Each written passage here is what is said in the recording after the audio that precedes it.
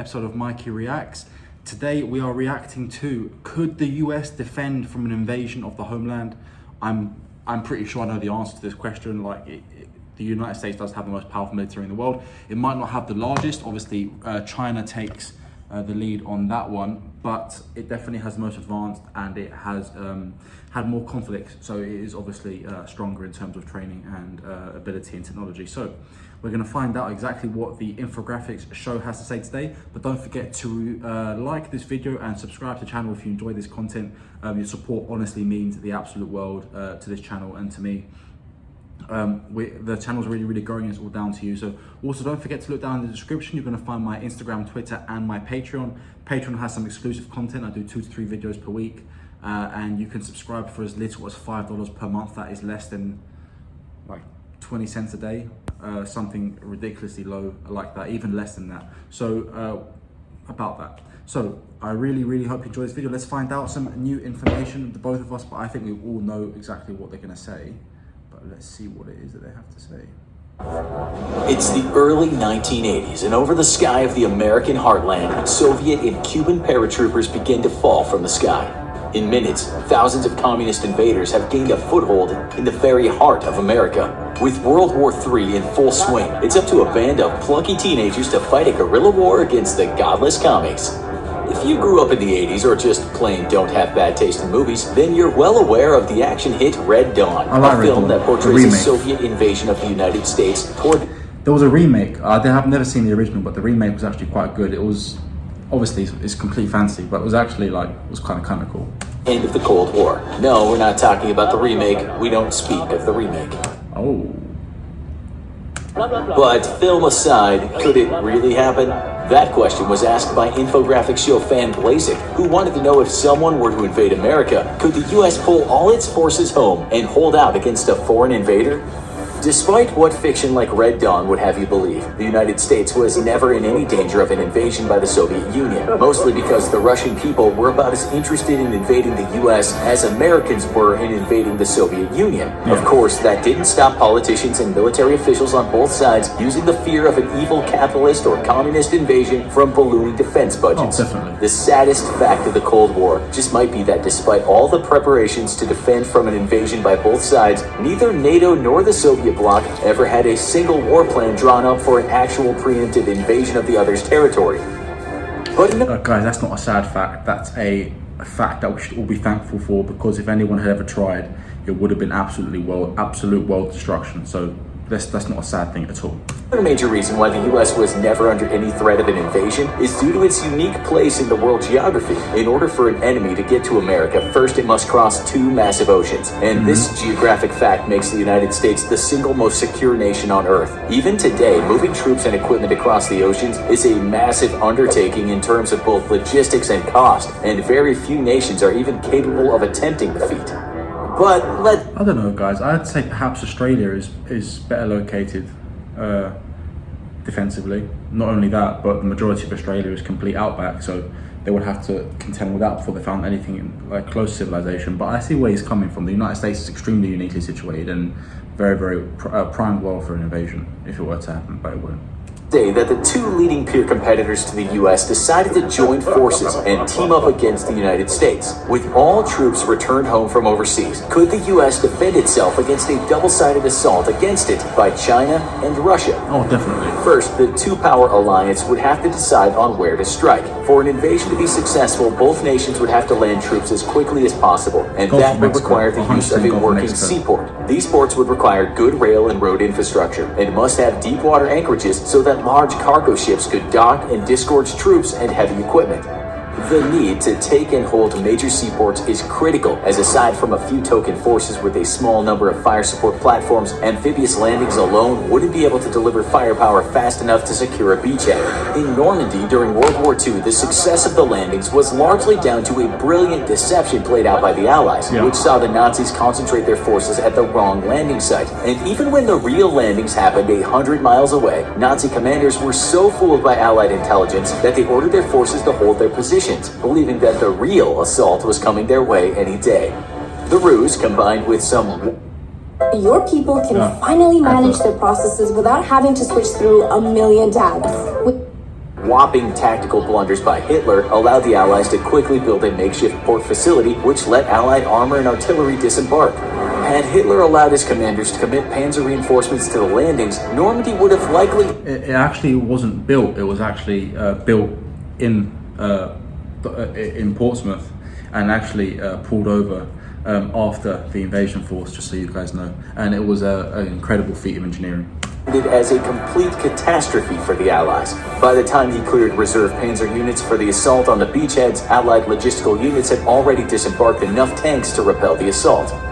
In an invasion of the U.S. homeland, such a ruse would be impossible to pull off. Long-range and satellite surveillance assets would see an invasion fleet days before it made landfall, and its target would be clearly known to the American defenders. Therefore, China and Russia would have to act quickly and decisively, taking major seaports and holding them long enough to disembark a sizable expeditionary force able to repel American counter-assaults.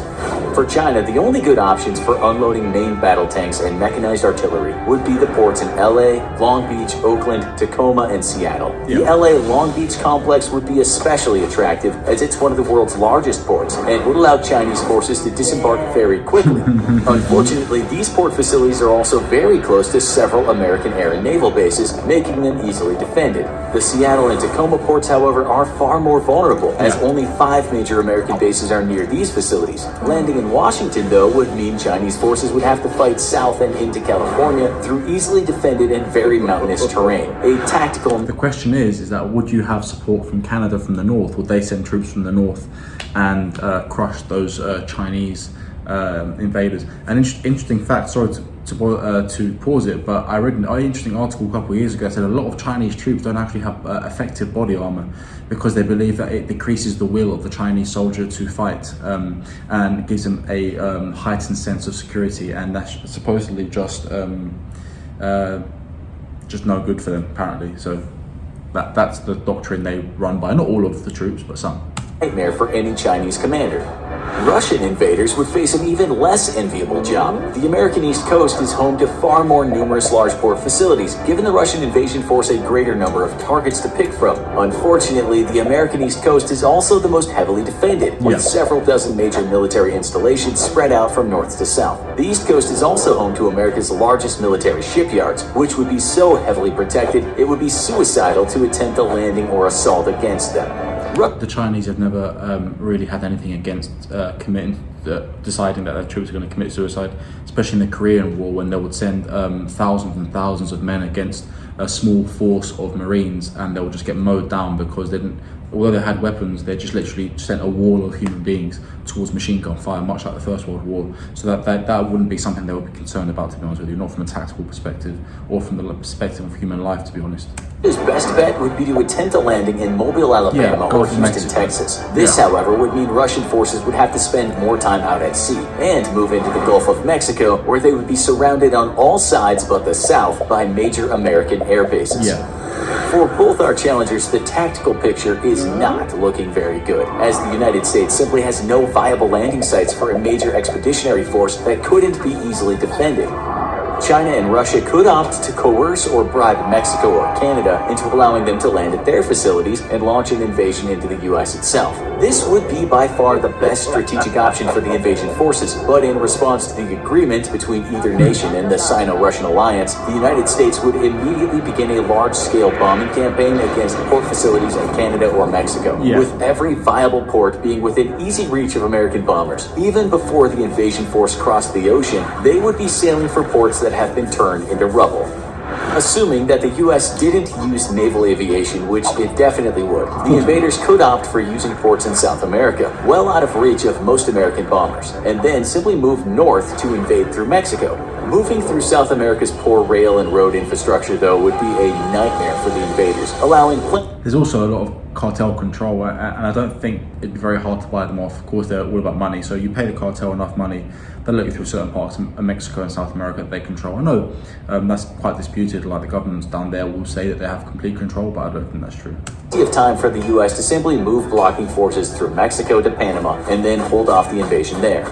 If, miraculously, though the alliance did manage to land forces in Canada or Mexico, it would face a different tactical nightmare altogether. In Canada, the lack of suitable border crossings would force the invaders to spread out over a large area, or bottleneck and be subjected to endless attacks by American air power. In Mexico, military border crossings would be possible over a far larger area, but enemy forces would be moving through terrain that provided absolutely no cover. At all. American air power would once more devastate any invaders trying to move through the flat terrain of the US-Mexico border. Geography alone provides the United States with near Well, I don't know, guys. Depending on government policy, like it doesn't seem to be any stopping border crossings now. So, you know, I suppose maybe it does take the Chinese military to try and invade for anyone to do anything about it. Vulnerability from enemy invasion, but the logistics of the world's militaries proves why the US simply cannot be invaded. An invasion of the American homeland. Do you want to change the world? Not someday, not after college, but now. At just age...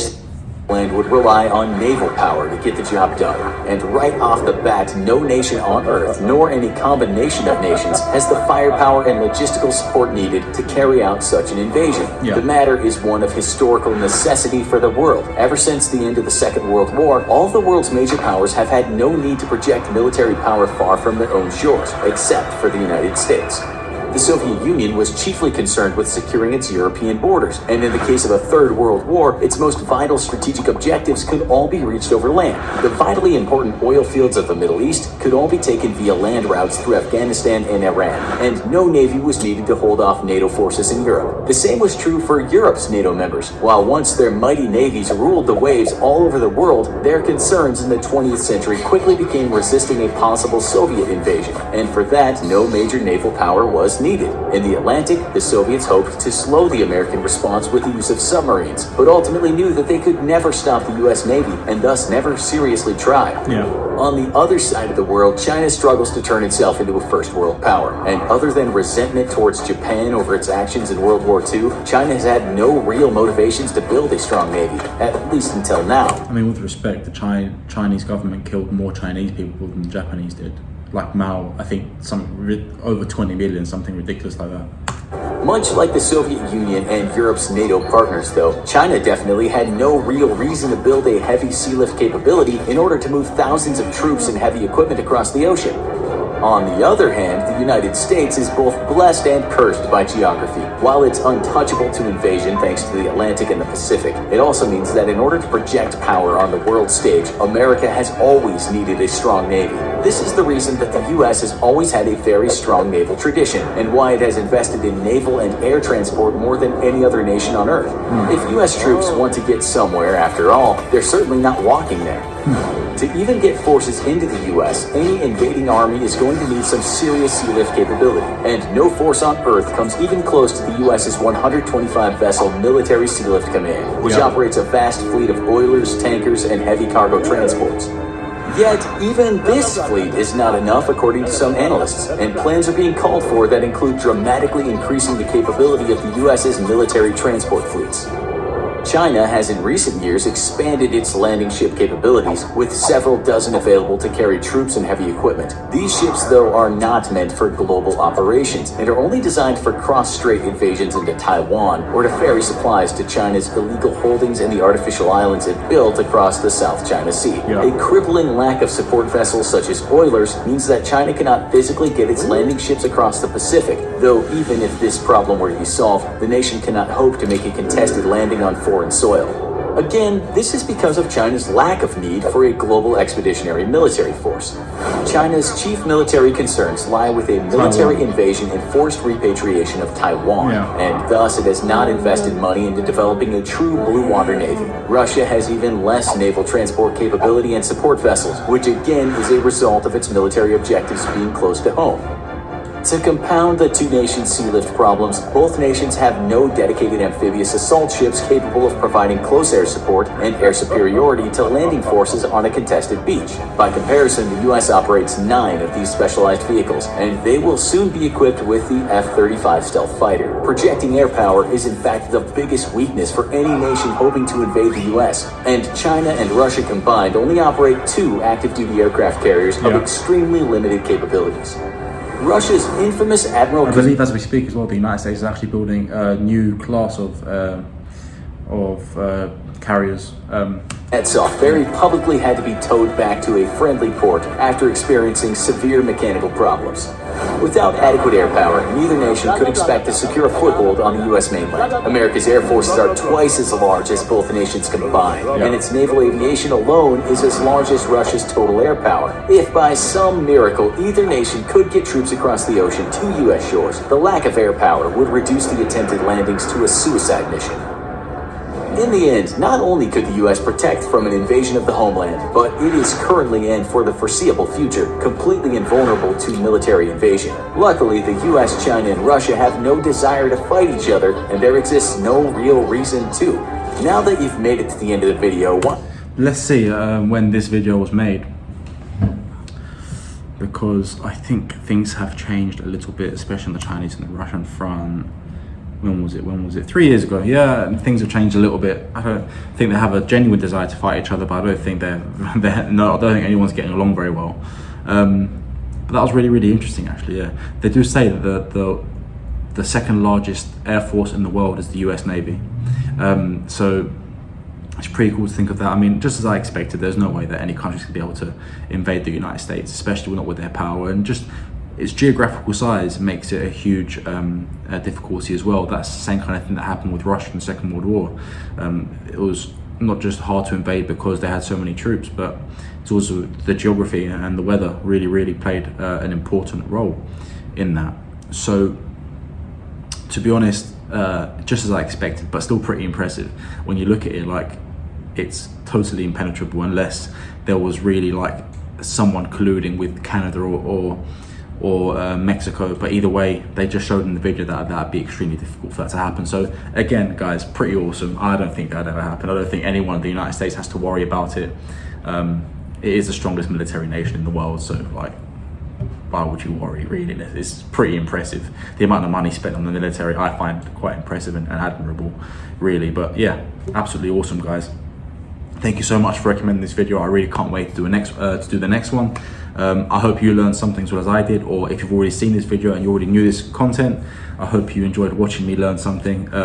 But yeah, really awesome, guys. Keep these kind of things coming. I'm really enjoying them. So I will see you in the next one, ladies and gentlemen. Don't forget to like and subscribe to this channel. Hit the notification bell so you don't miss any of my new content. And also go down below in the description and have a look at my Twitter, Instagram, and my Patreon for only $5 small per month. You won't regret it, guys. Have a fantastic day, and I'll see you on the next one.